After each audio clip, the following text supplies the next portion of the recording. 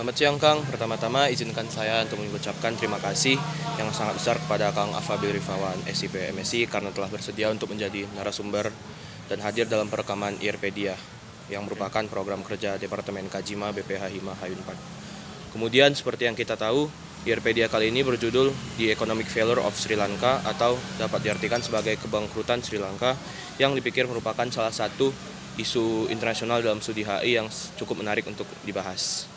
Dan pembahasan mengenai ini dapat diawali dengan berita mengenai kebangkrutan Sri Lanka yang gencar kita temukan akhir-akhir ini, terlebih ketika puncaknya di mana pemerintah mereka diprotes besar-besaran sampai presiden mengundurkan diri pada pertengahan Juli lalu. Kondisi ekonomi Sri Lanka yang memprihatinkan tersebut juga bukan tanpa alasan, melainkan disebabkan oleh blunder pemerintahnya dalam melakukan kebijakan politik dan ekonomi luar negeri mereka. Oleh karena itu, mungkin kita dapat masuk ke pertanyaan pertama yang mungkin sesuai untuk mengawali diskusi kita pada hari ini, yakni bagaimana profil dan sejarah dari Sri Lanka secara umum, mungkin jika melihat dari sisi ekonominya. Oke, kalau dari sejarah ya, Sri Lanka ini kan mantan koloni British ya. Jadi merdeka dari Inggris gitu ya.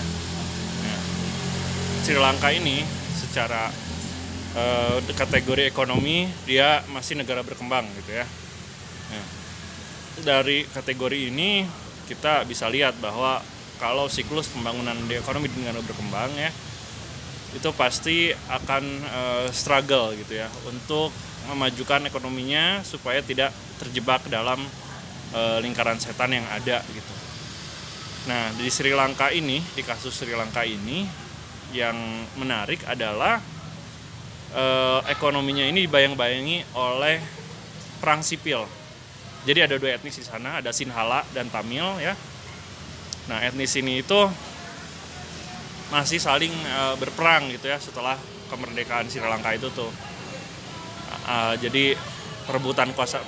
Kita sering dengar ya di Sri Lanka itu ada yang namanya Macan Tamil ya. Nah, di sisi lain itu ada keluarga Raja Paksa juga, atau dominasi dari pengaruh keluarga Raja Paksa. Nah, dari sisi ekonomi tentu dengan kondisi perang sipil yang seperti itu tidak menguntungkan buat Sri Lanka. Kenapa? Karena pembangunan terhambat yang pertama ya. Yang kedua, untuk memajukan semua ekonomi itu butuh yang namanya stabilitas politik. Jika stabilitas politik tidak bisa dicapai, maka sulit sekali untuk membangun ekonomi Sri Lanka. Nah, terkait dengan debt failure yang terjadi pada tahun ini oleh Sri Lanka gitu ya.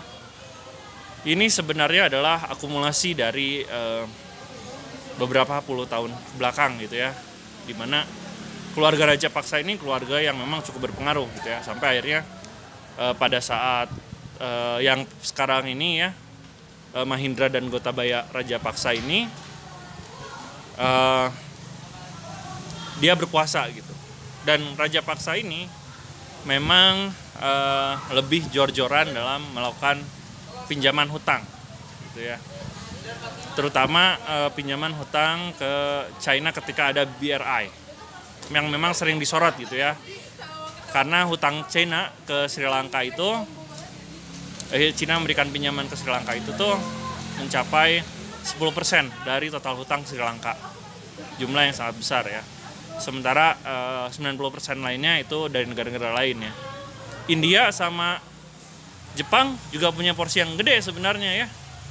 Tapi Sri Lanka atau kenapa Cina sering disorot ya, memang itu pengaruh dari perang informasi yang ada ya. Yang kedua, memang Cina ini sendiri suka melakukan intervensi dalam politiknya Sri Lanka gitu ya, yang memaksa bahwa Raja Paksa itu tuh harus tetap berkuasa. Makanya ketika tahun 2017 ketika Sri Lanka gagal membayar hutang dari pembangunan Port Hambatona, itu Port Hambatona konsesinya diserahkan ke China gitu ya. Karena yang memberikan pinjaman itu China. Pertanyaan Anda sini. Baik, berarti awal dari krisis ekonominya ini mungkin karena juga stabilitas politik dari Sri Lanka ini karena ada perang saudara di negaranya ya Kang. Nah, Mungkin kalau kronologi terjadinya krisis ekonomi yang sejak 2019 di Sri Lanka tersebut, Ya. gimana Kang?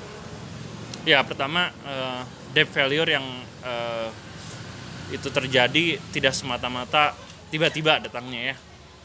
Karena ya seperti yang diceritakan tadi ya, bahwa ketika keluarga Raja Paksa berkuasa, pinjaman Sri Lanka itu tuh meningkat gitu ya, dengan harapan bisa dibayar oleh komoditasnya atau pariwisatanya gitu ya.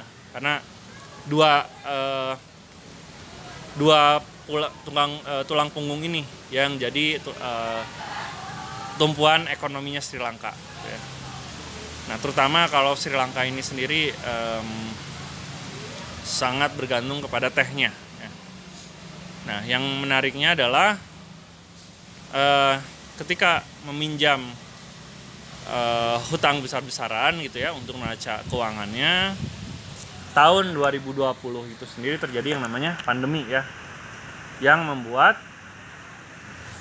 sektor pariwisata di Sri Lanka lumpuh dan juga komoditasnya tidak sebagus penjualan di sebelum pandemi.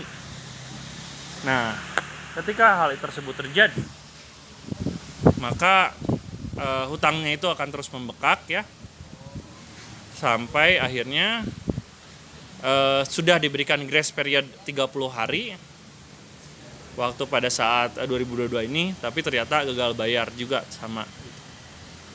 Nah, kenapa bisa seperti itu? Pertama, karena tergantung pada hutang luar negeri yang cukup besar. Kedua, ketika melakukan hutang luar negeri itu tentu ada devisa negara yang digerus ya. Nah, sayangnya devisa negara ini tuh tidak bisa ditambal oleh Sri Lanka. Karena untuk menambal devisa negara tentu harus ada pemasukan negara. Pemasukannya bisa mengandalkan sektor ekspor, komoditas ya, atau juga sektor pariwisata. Nah, sayangnya dua tumpuan ini tuh gagal juga. Dan akhirnya Sri Lanka default. Gitu.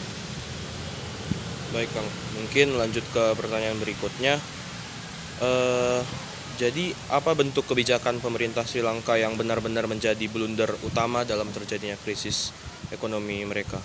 Dan mungkin apakah ada konteks penting yang mungkin dapat dispekulasikan mengenai hubungan dari kebangkrutan Sri Lanka tersebut dengan sistem internasional gitu? Oke. Pertama, ketika sebuah negara memang masih berkembang gitu ya, memang pasti negara tersebut akan kepentingan nasionalnya pasti akan mencari cara supaya bisa maju gitu ya negara tersebut ya.